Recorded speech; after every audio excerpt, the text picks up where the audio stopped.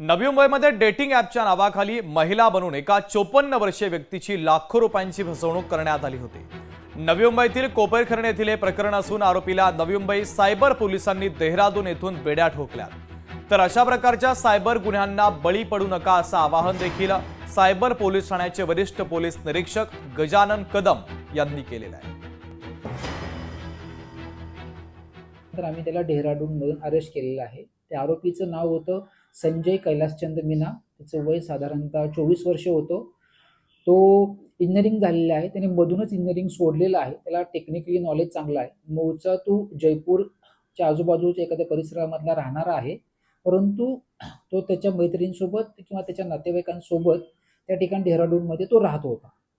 आणि त्या ठिकाणी आम्ही त्याला अरेस्ट केल्यानंतर आम्हाला त्यानं याच पैशातून एक वोल्क्सवॅगन गाडी तिथल्या शोरूममधून स्वतःच्या नावावर विकत घेतलेली होती।